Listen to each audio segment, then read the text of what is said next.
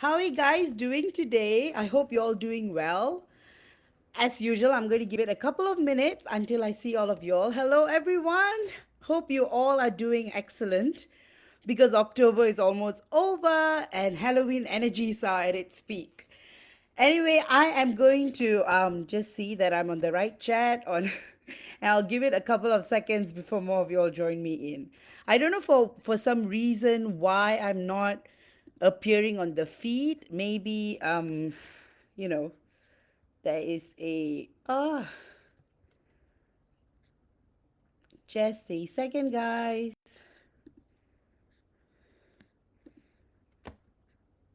Okay, let me try. Oops.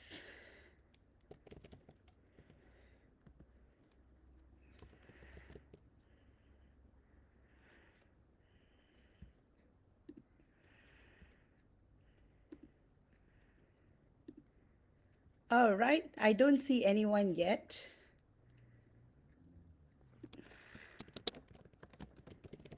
Everyone. Oh, hi, Stephanie. So good to see you.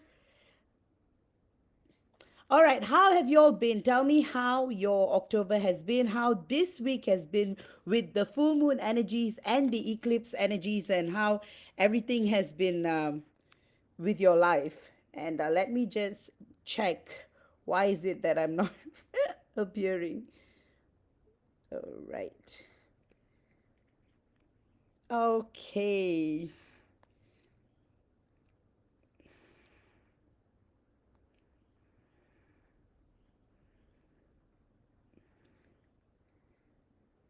Oops. Is there like a lag or something, guys? I'm not seeing anyone yet, except. All right. Okay. I see Diana.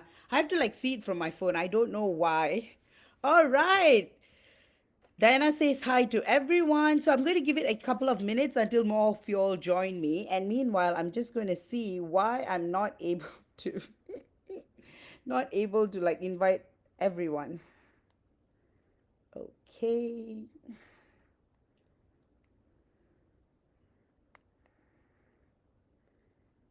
Okay, I'm sure you guys are going to enjoy this topic a lot. Okay. Done. So, what have you all been up to and how has October been treating you? Has it been an interesting month? Because it has been a very, very interesting month for many of you. Hi, Q. Nice to see you. Hi, MJ. So lovely to see you. Um, Good to see you, Samantha. Samantha says hi to everyone. Hi, Bharati. Good to see you. I don't know, something is wrong with my laptop. I'm not able to see all the comments. So I'm simultaneously having my phone here. Okay. I see six of y'all. Okay. Let me figure out why is it. Hi Nimit. Hi Annette. So good to see you. Hi Mai. So lovely to see you. Oops. Okay, I see everyone's comments now. Okay, how has October been for you? This full moon, we call it the Hunter's Moon, has been extremely, extremely stressful, and we also had the eclipse simultaneously, so it's been a very intense period. So since Tuesday, Wednesday, you may have been feeling extremely emotional because there's a lot of purging going on. You may have also felt a lot of shadow issues coming up in your life as well. You may be revisiting the past, certain traumas that has been buried maybe coming up. This is what the eclipse does. And because it was falling on a full moon as well, it was all being amplified. So I hope you guys have been taking care and surviving, because things are going to get better this week. Hi Annette, good to see you. Hi Nimit, good to see you. And Mai, good to see you too. All right, today's topic is very, very interesting because it is about what divine feminines become of and how they truly look at their divine masculines upon meeting, and why the approach in itself tends to create that stagnation and that distance between the two of you. Before that, I'll thank you all for all your generous tips, and I really appreciate that because that gives me more time to create more content. So thank you all for your tips, which started from Thursday itself. So thank you, thanks a lot. And I'll do channeling towards the end. Also, guys, I wanted to share with you how October in itself, which I did mention last week, tends to be very profound. It makes a profound impact in your life. See, that's why I even have some sage here. So we start the day with some sage. Literally, my brother was visiting yesterday with my brother, sister-in-law, and my nephew, and my brother was literally saying, "Oh, his son, my nephew, smells of sage," and I said, "I didn't even burn it, so it must be just in my house." All right. So as I was saying, Halloween. The reason why Halloween was even is celebrated is because of the fact that we are acknowledging and recognizing the veils. And these veils are very crucial in any journey. As far as spirituality is concerned, it's one of those mind blowing, mind breaking journeys. Because when you understand how the veil works, you tend to transform and transcend from within. And why is this period crucial for twin flames? Because October, November, and December sets the tone for 2024. And how you are going to be in these months are going to determine what you are going to achieve in 2024. And I'm not talking in terms of like materialistic achievement, but more of spiritual evolution. So often, if you make a plan, these are the things I want to heal, this is how I want my life to be. Have realistic goals, but at the same time, don't limit yourself based on what you have been taught. So, in other words, for those of you who continue to be in separation, who have not met your twin flame the whole of this year, there's still 2 more months, so don't worry, miracles can happen. 2024 is a very, very crucial year because of the fact that it's a number 8 numerologically. So, it's a completion year, a beginning year, a year of abundance and prosperity. So there will be a lot more twin flame unions in 2024. In fact, if you were to take the last 7 or 8 years, this year is, 2024 is going to be the year where there's going to be a lot of unions. In fact, it's going to be the most number of unions. So, this knowledge should aid you in manifestation and visualization, especially when you feel you're ready to take the next step in your twin flame journey. And again, twin flame journey is not a destination, or it's not some kind of a badge that you wear on your chest that shows that, hey, I've made it. A twin flame journey in itself is very special because there is no loss. Fundamentally, being in a twin flame journey means that you are going to realize the best version of yourself. Either way, there is no loss because everything that you're doing is helping you, preparing you to evolve and spiritually ascend and eventually exit the matrix.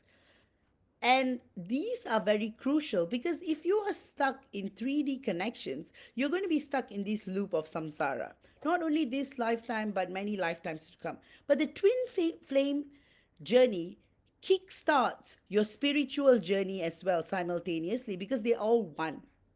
So start viewing the twin flame journey as a holistic one rather than it's about uniting with your divine counterpart alone. It's about everything. You becoming who you are. And that's what's most beautiful, right? Being able to see the best version of yourself or being able to see a better version of yourself every single day. Think about it. Ever since you started the journey, how far you have become, how far you have come, and how far you are going to go as well. one thing is you will realize that your emotions are at check.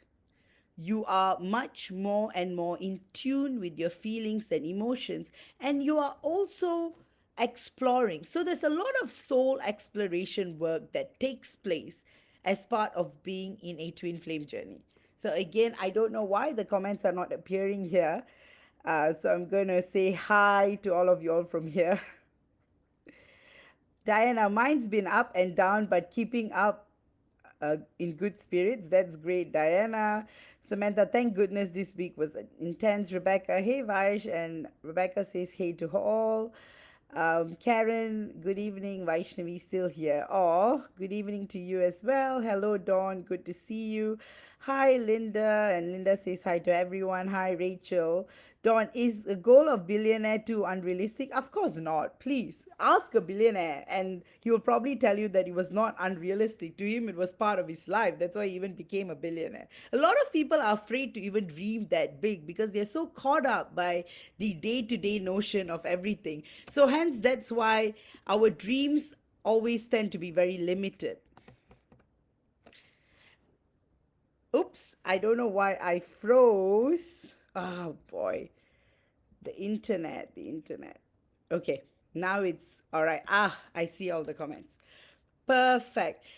Frank, hey Vaish, I hope you're well. Hey everyone, hope you're all having a great day, evening. Oh, yes, we're all doing extremely well because today's topic is going to be very, very fun, and it's something that may not trigger you, but I felt that it was such a necessary topic because it's a topic about idolization, putting your divine masculine up in a pedestal and really thinking that, see, when you put anyone up on a pedestal, they become unattainable. That's why you put them up in a pedestal, right? So you're worshiping them. You uh pedestalization is basically putting someone up there and thinking that they're unreachable.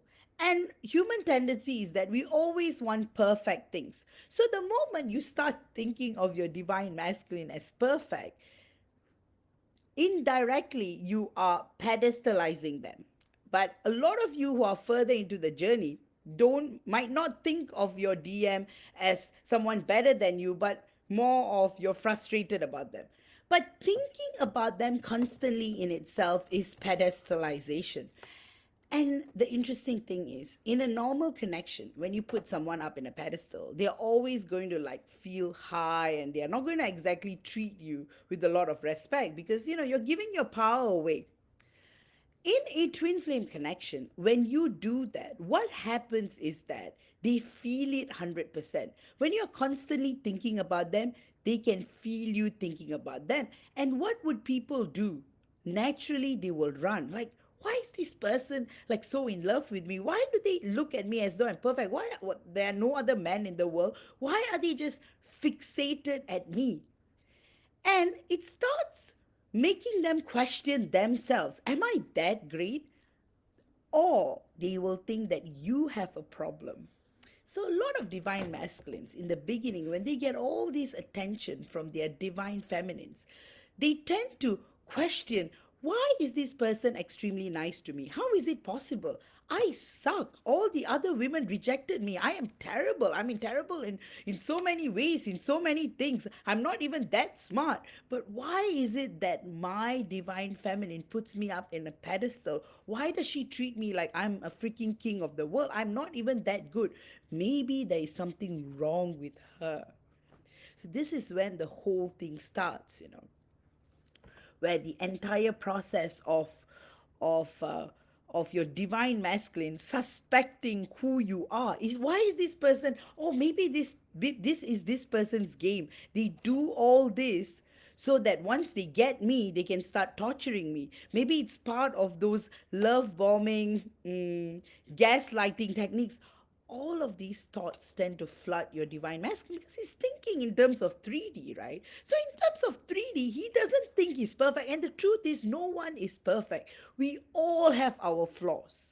No one is waking up in the morning with morning glory breath, right? Like everyone needs to brush their teeth in order to have a have fresh breath, for example. So why is it that divine feminines completely give everything away to their divine masculine?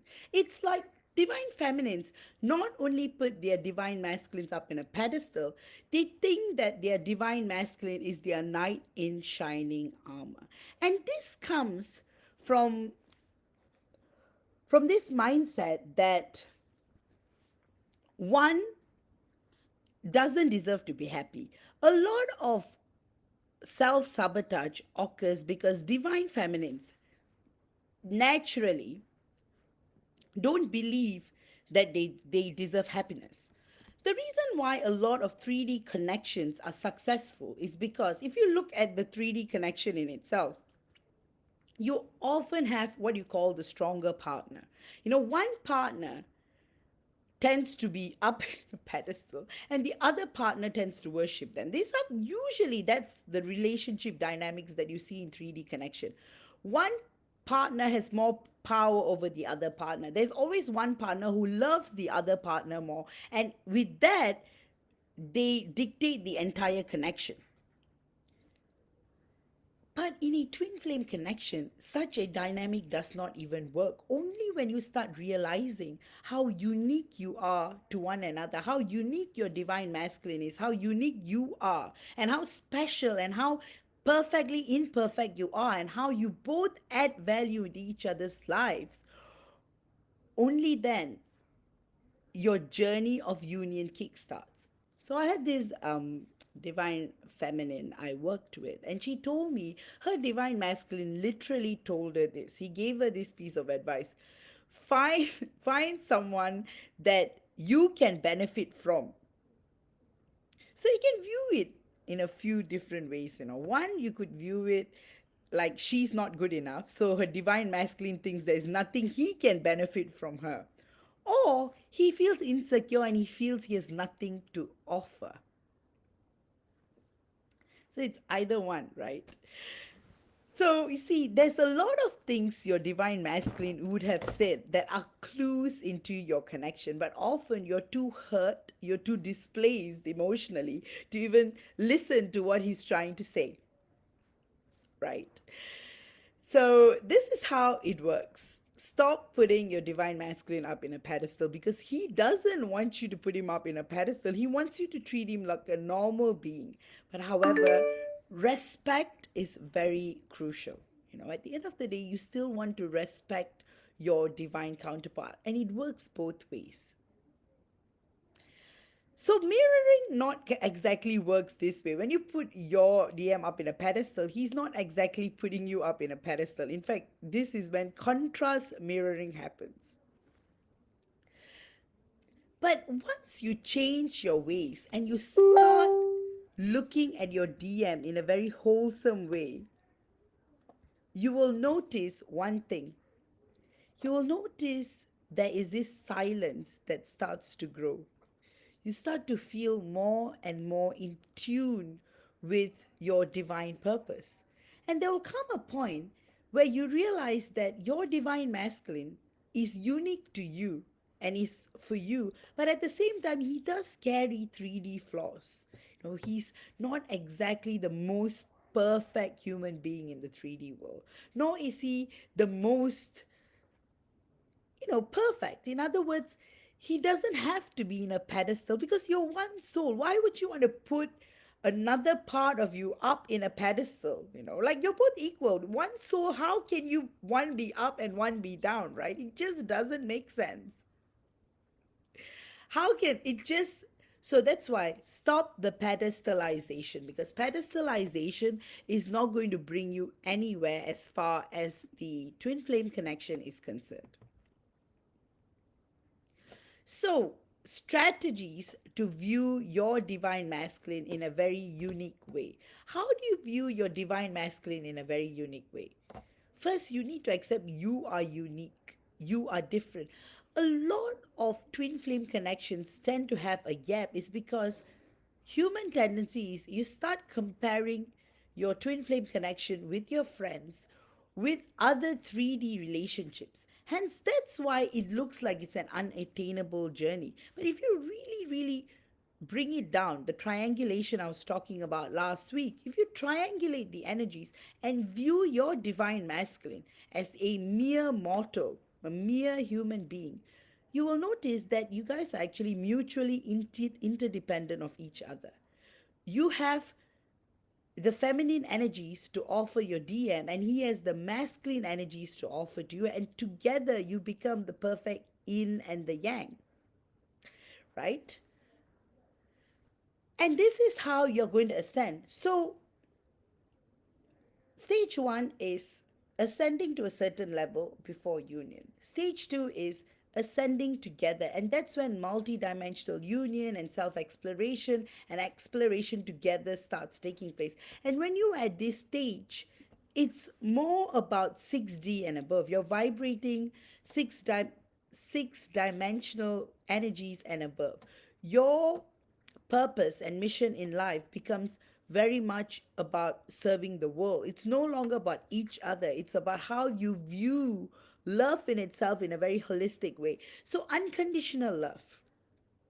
Once you experience this pure, non judgmental, unconditional love with your divine masculine, but in order to get there, you need to go through all these phases of idolization, pedestalization, everything. And then you come to a point where you realize that this person is actually me in another body. Am I going to idolize my own self? And if you do, it's a really good thing. Actually, if you speak highly about yourself to yourself, you're actually boosting your morale. But of course, there's a thin line between narcissism and confidence and self awareness, right? So once you start doing these things, you will notice extreme changes in your relationship dynamic. And you will also notice how you're both playing mutually interdependent roles in the twin flame ascension journey. So you are doing certain things, and your DM is doing certain things to teach each other and to inspire each other.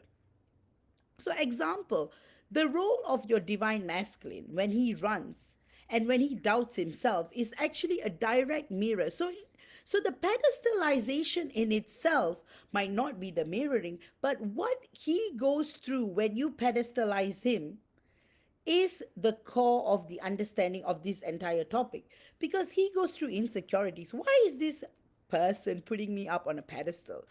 I am as normal as anyone else. There's nothing unique about me. I breathe the same oxygen. But this person, so he will start thinking something is wrong with you. Maybe she is imperfect. Maybe she had bad experiences with love. And that's why she's trying to pull me into her, to a, spider web or something.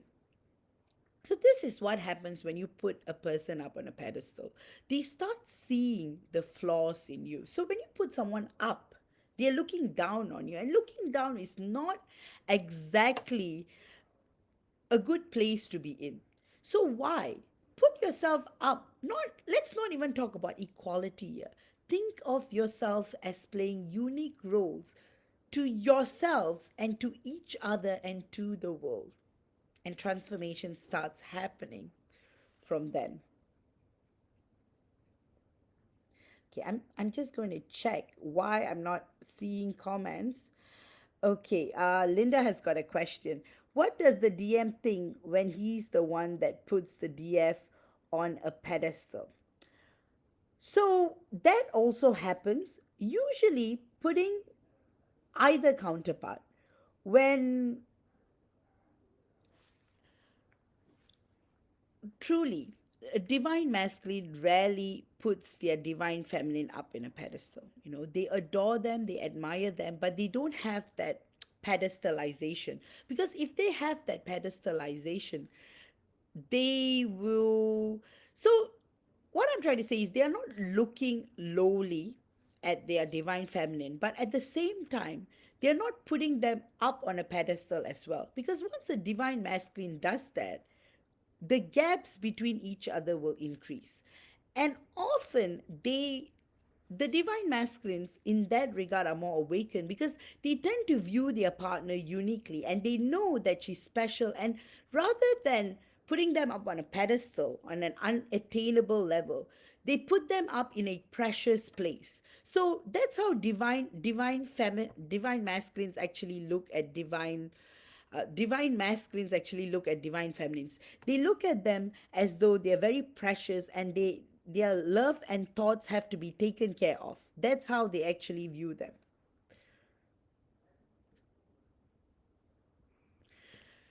So that's what makes it really beautiful. And Frank says so true. So I've got a divine masculine ascertaining to that. So it's often the divine feminine who pedestalizes their divine masculine. See, and another thing about putting someone up on a pedestal has the tendency of the opposite effect. So when you're upset, you break them and you put them down. So you're either putting them up or you're putting them down. Either way is not right. Whereas the divine masculine always views you uniquely. You know, he just thinks you're one of a kind. He thinks you may be mad, but he would never put you up on a pedestal or think lowly of you. But he may think that something may be wrong with you because of the fact that you put him up on a pedestal. Be like, why? Why is she putting me up? She's as equal as me. That's how they see it, Linda, and I hope I have answered your question. This whole, like, only in a 3D connection, the man tends to put the women up on a pedestal. In a twin flame connection, it's the opposite. The women tends to put the man up on a pedestal because the man is the unattainable goal. You know, getting together with the divine masculine becomes the hardest. So that's what makes it pretty unique as well. But yes, the mutual interdependency. Ultimately, whether you are together or you are in separation, it is important to understand your roles as well. Feminine, being a divine feminine, your role is more motherly. It's about giving, it's about gathering, you know, it's about serving. Whereas the divine masculine's energies is about ideas, it's about, oh, strategies. What can I do to make the world a better place? So when these both energies combine, you've got a masterpiece of energies coming in. And that's why in 2024, when more twin flames get together, there will be a sacred anchoring of unconditional love within the world. You will start to realize 3D relationships break away more and more because people are going to take the time to do soul work before they get into connections. And hence, as much as there will be a lot of twin flame unions, there will be a lot of 3D. Of course, it's full